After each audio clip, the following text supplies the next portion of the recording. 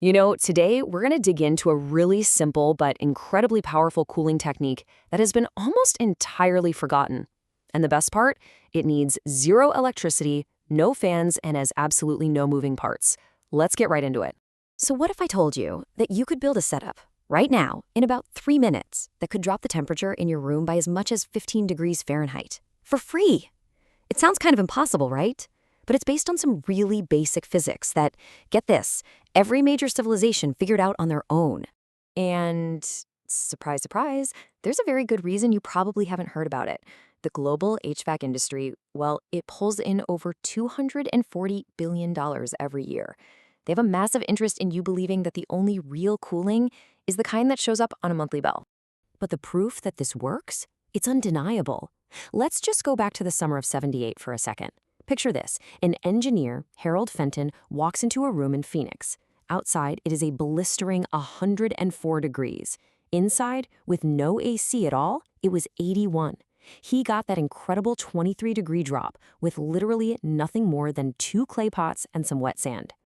Now, what Fenton demonstrated wasn't some brand new discovery. Not at all. It was more like a rediscovery of a science that's been proven to work for over 4,000 years. I mean, this technology has some seriously deep roots. We're talking as far back as ancient Egypt, where they hung wet reeds in doorways just to make palaces livable. Then you had Persian architects who built these brilliant things called wind catchers that could get an amazing 30-degree temperature drop. Even in 16th century India, Mughal palaces were using wet grass screens to fight off that intense summer heat. And this isn't just some old folklore. When the archaeologist Howard Carter found King Tut's tomb back in 1922, he wrote it down in his own field notes. Those ancient chambers were consistently 15 to 20 degrees cooler than the scorching desert right outside. And there was absolutely no machinery. So this wasn't just some big coincidence.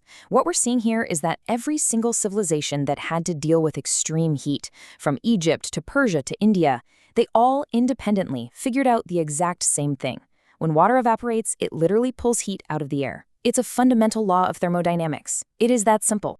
Okay, so that's the big question, isn't it? If this technology is so effective and so ancient, why are we all paying thousands for mechanical air conditioning? Well, this is where the story takes a sharp turn, and we get to see how 4,000 years of knowledge was basically erased in less than a century. And man, the shift happened fast. After Willis Carrier invented the modern AC in 1902, it just exploded. By the 50s, it was a common household thing, and by 1980, it was in most American homes. And with every single new unit that got installed, that collective memory of free, simple cooling just faded away. And when you look at the money, it's pretty clear why.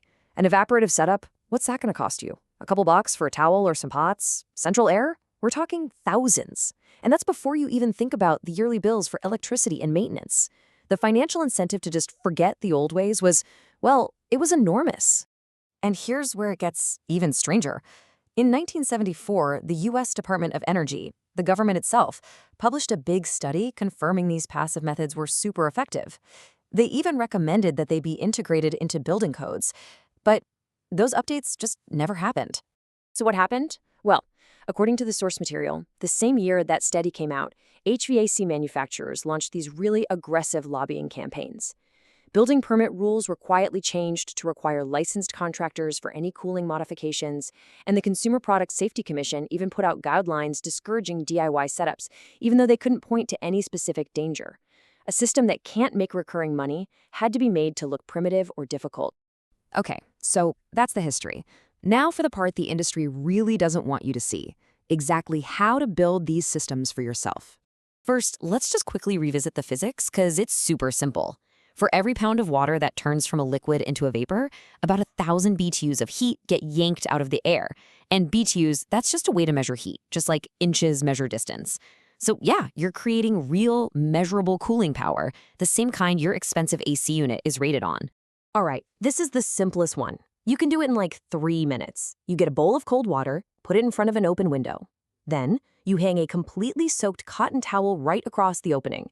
Now the key here, and this is important, is to have a cross breeze. That just means opening another window or a door on the other side of the room.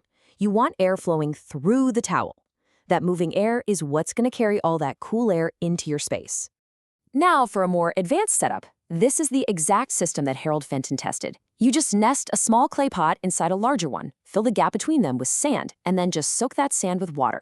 The clay on the outer pot is porous, so it'll constantly wick moisture to the surface where it evaporates, creating this continuous cooling machine.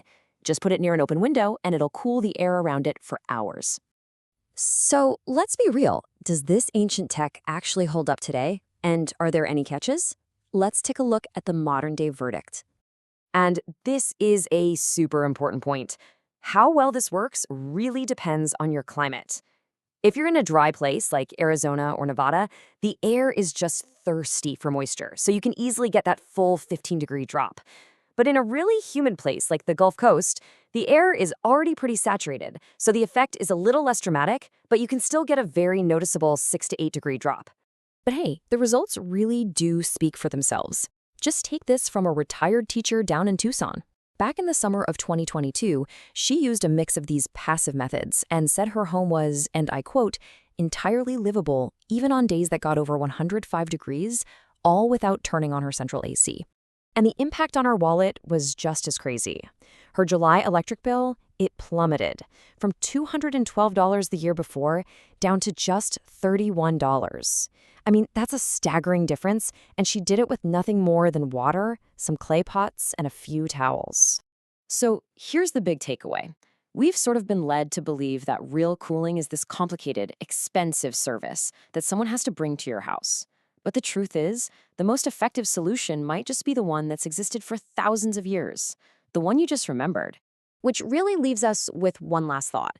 If the solution to a $240 billion industry was hiding in something as simple as a bucket of water, what other simple, powerful knowledge have we been convinced to forget?